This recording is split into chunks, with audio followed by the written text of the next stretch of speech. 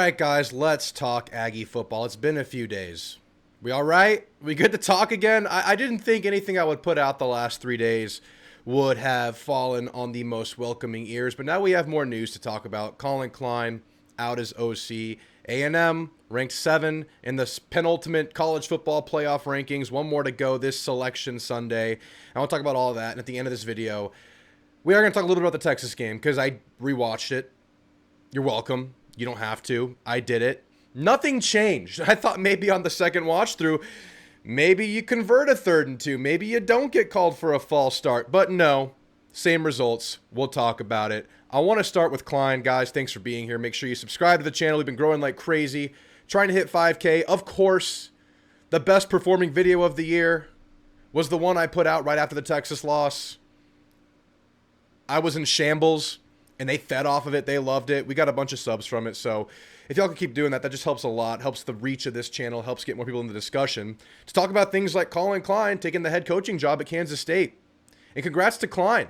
I've been talking about it on this channel. If you've been around here, we acknowledged that Klein is a young, up-and-coming, ambitious offensive coordinator who really made his name known this year by coaching a pretty damn good offense at Texas A&M. And I thought it was a matter of time. And it came this year, and we thought it was very possible it would. And of course, it's the alma mater. Of course he has to take it. No hard feelings, Colin Klein. That's a great opportunity. I think you did a really good job here, and I want to talk about that. Colin Klein did a really good job of involving players like Casey Concepcion, Mario Craver, Ashton Bethel-Roman in a passing attack, a receiver group that, was the circle of scouting reports for every team that A&M faced this year. And he did it with a quarterback in Marcel Reed, who was obviously very much still in the developmental stages of becoming a consistent passer. Now, I wouldn't call Marcel Reed bad, or I wouldn't call him a superstar. The Heisman stuff has come and gone. The fact that he was in that discussion, I think, is a testament to his development, where he is right now, going into his 3rd season at A&M next year as a player, not, as a redshirt his freshman year. And I think Klein made a lot out of what he had there. He obviously had every tool in the book, a lot of things, but there was quarterback inconsistencies, and he had to make it work with that, and he did. Craver and KC, one of the best receiver duos in the country, maybe could have been even better if this quarterback is a year along his arc. You wish you had them both next year. You probably only have one of the two next year. I'm just going to kind of preface what we're going to be talking about for the next months, and that's that I think next year Marcel Reed will be one of the best quarterbacks in the country, bar none, no question. I think this is where he takes that step. But right now, a lot of stuff to work through. A lot of inconsistencies, a lot of inaccurate passes, some really, really good stuff, but there was some bad sprinkled in there. We saw it in the Texas game. We saw it through 2 halves versus South Carolina. We saw it through stretches in the Notre Dame game, bad then really, really good. And Klein played ball with that. He also played ball with the fact that you lost Le'Veon Moss about 5 or 6 games into the year, led one of the best rushing attacks in the SEC with a running back by committee situation without your clear heart and soul at running back, your short yard back. He was able to manufacture a running game there. And I think he did a lot of good things here in year 2. I think this was a ship that had a lot of really good parts, a really good wheel, a great mast, a great poop deck. Everything was good. And he had to steer it the right direction. And I think he did that. Now, he had a kryptonite. And that dates back to Kansas State. And that was the Texas game. 2 years in a row where the offense really didn't look like itself during the Texas game. One at home, one on the road. One against an extremely high-end defense last year. One against a defense that had struggled throughout the year, but kind of found itself against A&M. He has always struggled in this matchup for whatever reason, scheme for scheme, whatever it is. Maybe it's just the talent that Texas has. I don't know. That was the glaring hole with Colin Klein's 2 years at A&M and dating back to Kansas State. And now, if you're sad about losing Klein, you can rest easy on the fact that you might find a better matchup for that PK Texas offense. But I have no ill feeling towards Colin Klein. It wasn't perfect, but I would say he did a pretty good job this year. Now, there were some things we don't like the 3rd and 2 versus Texas where you throw the deep ball, which was there. You just overthrew the ball, but you could have played it safer, knowing your struggles potentially. And, the short yard situation last year at Texas. But I think overall, the ability to manufacture a receiver room and a running back room that was still pretty lethal with some deficiencies, I think should be commended. I think he has a great future. I think it's a good landing spot for him.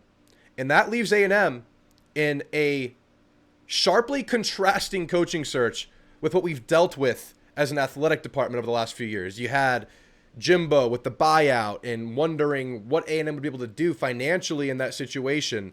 We had, and just obviously having to fire a coach is brutal. You have Schloss leaving for the rival a couple of days after a College World Series visit and whatever conflict of interest you thought might have been in place in that whole situation.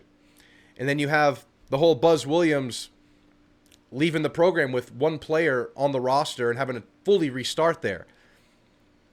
This one is healthy. This is how it's supposed to be. You're a head coach with a program that facilitates the ability for coordinators to take on head coaching jobs, and at their alma mater at that. That's a big deal. That's good. That's where you want to be as a program. That's what the great programs do. These coordinators get showcased. These coordinators thrive. These coordinators move on for better positions. And now A&M has a reworked assistant salary structure as recently established by Elko's new contract, where there is an incentive structure not only for the head coach, but for the coaching staff at A&M. And you get to go and find the absolute best. Take your pick. A&M has shiny tools. You're going to have a good receiver room next year. You're going to have a really good incoming class of running backs. You're going to have the quarterback back. You're going to have to rework offensive line. But a really good and attractive place for an offensive coordinator to land right now. I can't wait to follow this search. I have no intel. I have no ideas. I want to hear from you. Y'all let me know who's high on your wish list. Let's not even be realistic right now. Let's say like 50% realistic. Who do you want? Who's the OC of your dreams right now that Colin Klein is departing? I don't think it's an unreplaceable loss. It is a loss, but I think A&M can level up in this department or at least not drop off at all. But guys, Colin Klein moves on, and we'll move on from that segment. Let's talk about the college football playoff. Obviously, we knew that we would see some movement from A&M after losing the game to Texas. And they dropped. We were hoping for 6. 5 was probably not on the table with what Georgia has done to finish the year. They dropped to 7.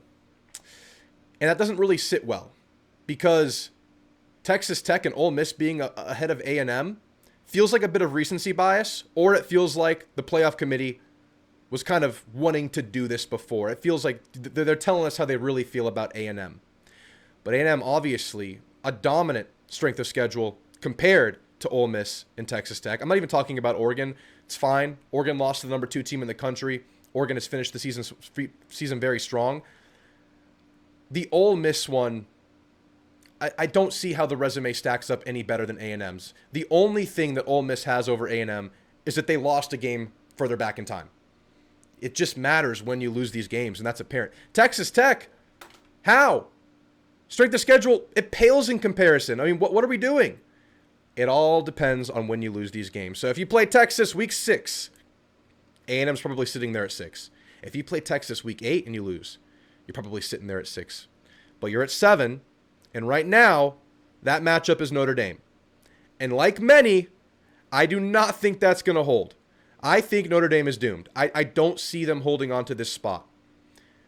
I think BYU is either going to win or lose. If BYU loses to Tech, they're dropping out, and we're going to get a head-to-head comparison between Notre Dame and Miami will win that battle. We have heard for weeks now that Notre Dame and Miami are not being compared in the same category because there's space, there are teams between them.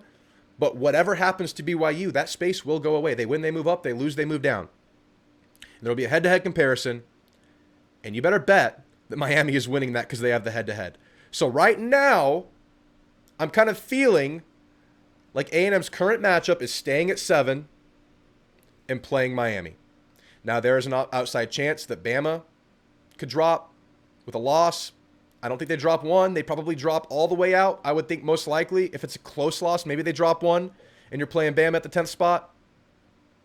I think there's maybe a world where OU can move back if Bama and BYU both move in front of them. A&M could play OU.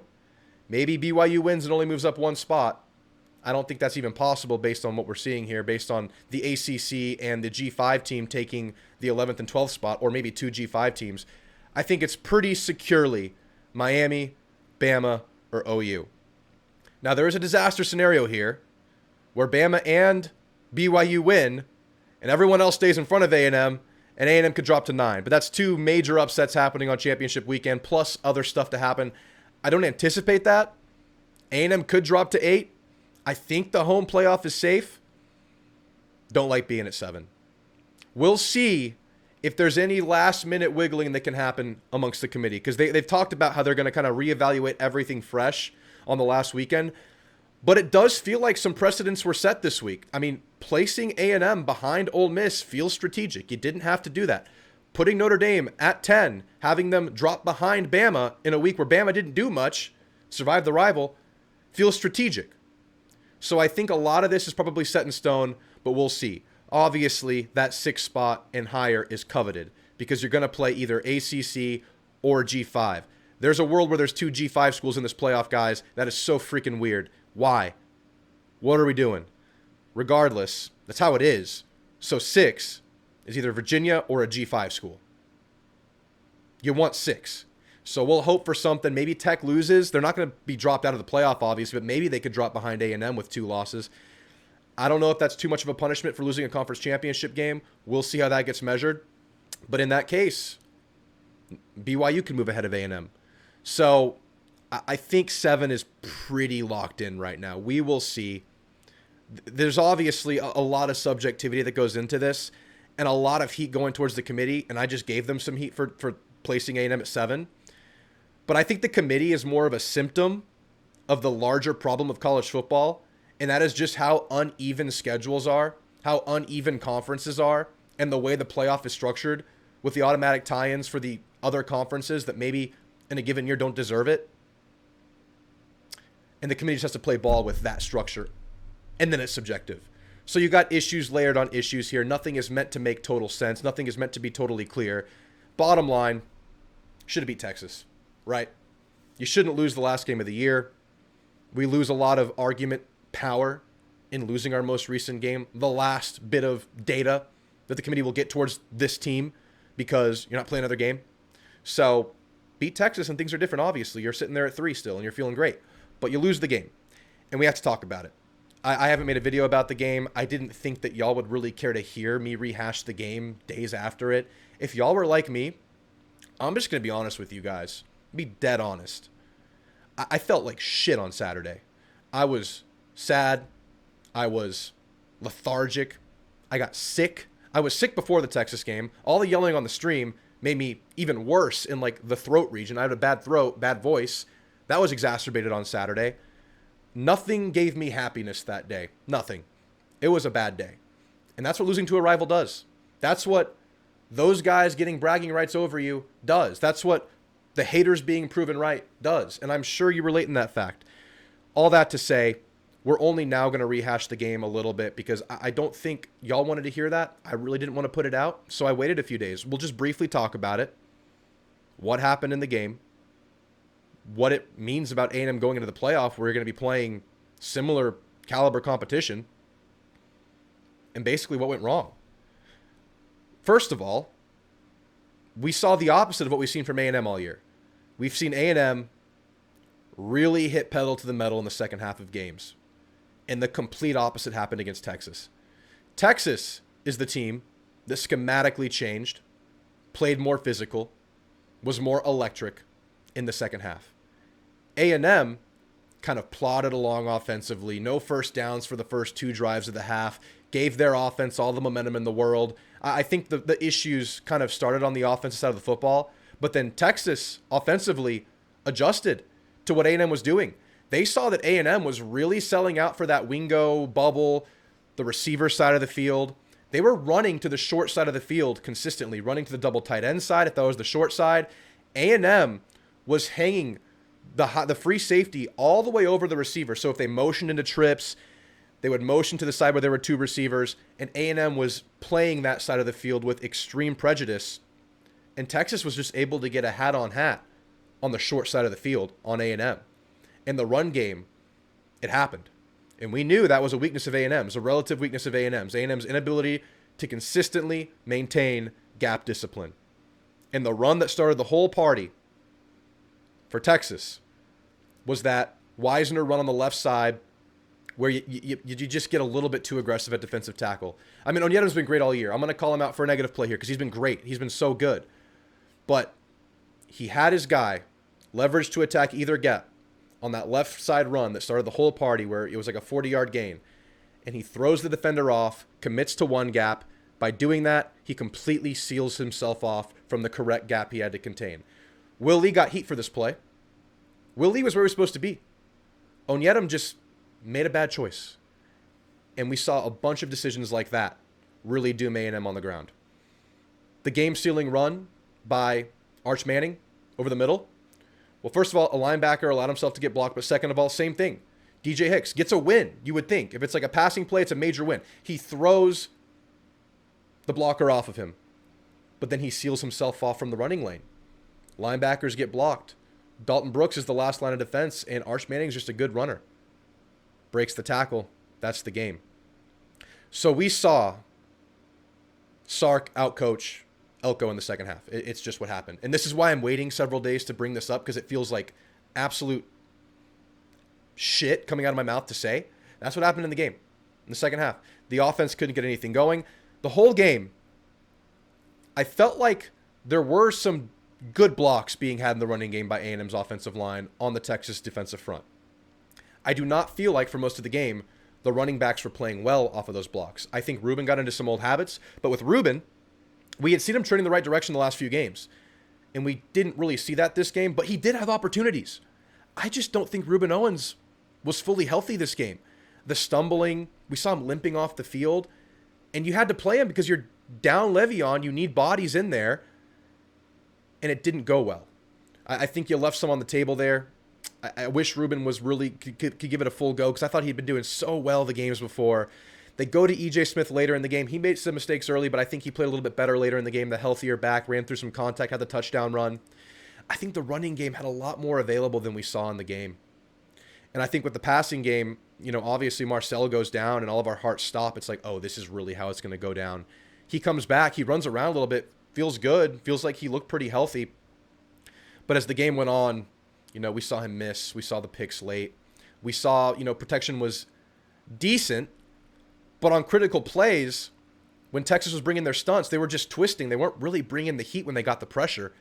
The offensive line just couldn't handle the twist in this game. And I think the offensive line kind of failed read in pass protection a few times. Obviously, Texas talented in that front seven on defense. And they made the A&M offensive line pay at times. I think generally protection was pretty good. The two picks he threw, I don't think he was under pressure on those picks. I think the first pick was under pressure. The second one was on a clean pocket. It was just too many mistakes. Not ready to take on that second half. Maybe they pressed. Maybe the moment of the game was too big for them. Not good stuff you want to see in a rivalry game. However, I could go on and on about mistakes this game. I think I highlighted the main things that happened. Y'all can add to that. Please do. I don't want to go too deep into this. I find myself 4 days removed, very excited about the playoff opportunity. Because of the teams you're going to play, OU, Bama, Miami. Again, not good running teams, especially OU and Bama. Miami's a mediocre running team. Those are pass-heavy teams. And I think A&M's DBs, for the most part, did really, really well against the receivers, at least on one-on-one. When we saw Will Lee mess up, when we saw Marcus Radcliffe mess up, it was like switch release by the tight ends to the field side. Stuff that we talked about looking out for before the game. Sark being Texas's best weapon, and that is what happened. But in terms of coverage, I think they did phenomenal in the game. I think one-on-ones versus receivers were really good. It was just the deception, the motion, the switch release, the play action, all that stuff that messed A&M up. You got to be better there. I like those matchups a lot. The one we don't like is the Notre Dame matchup, because they're just going to lean on that running attack now that they've seen what A&M struggles with throughout the whole body of work of a season. And A&M beat them in heartbreaking fashion already this season in their home turf. You don't want to play a team twice with revenge on the line, and I do not think it happens. I don't think Notre Dame is staying in this thing. Pretty much whatever happens, I think Notre Dame's out. I think the best case for Notre Dame is if Bama gets smacked and then Notre Dame and Miami make it somehow, then you're playing Notre Dame, but I just don't see it. I don't see it because there's two spots, reserved for the G5 or the ACC. So you probably avoid that matchup, but if you play them, that is a scary matchup based on A&M's shortcomings. I really like the matchup versus OU and Bama. I would take those. I would take the BYU matchup. I know BYU is a better running team, but I think you should have the physical advantage in the game overall. You should have the talent advantage pretty significantly in that game. I don't think BYU beats Tech for what it's worth, so I really think we're looking at Miami, OU, or Bama. You know, it's obviously tougher than being at the 6th spot, but I think A&M has as good a chance as any to win that game. I think A&M would be a favorite in those games at home pretty clearly. I think A&M would have a lot of advantages in those games. I think the OU defense would give Marcel a lot of trouble, but I don't think you'll have to score a lot of points to win that game. I think we're in a pretty decent spot at 7. Obviously, you want that 6th spot, and that's where we stand right now, guys. I wanted to jump on, talk about everything. Obviously, National Signing Day is today if you're watching this on Wednesday. It was yesterday if you're watching this on Thursday. I'm going to try to rehash some of that. I'm going to drop a video about those guys and some of the guys we're looking at coming in. You signed every player you had committed. That's huge. You got your work done on early signing day. Let's see if there's any other bonus points A&M can find. Second signing day through this, winter cycle. We'll see there. And we move forward, guys. Guys, thanks for being here. We went through everything. We're up to date. Comment your thoughts on everything. Talk about the Texas game if you want. It just grosses me out. Talk about Colin Klein, the replacement there. Talk about the placement by the committee for A&M being 7. Potential matchups there. I want to hear from you guys. Like, sub. Thank you guys. Gig 'em.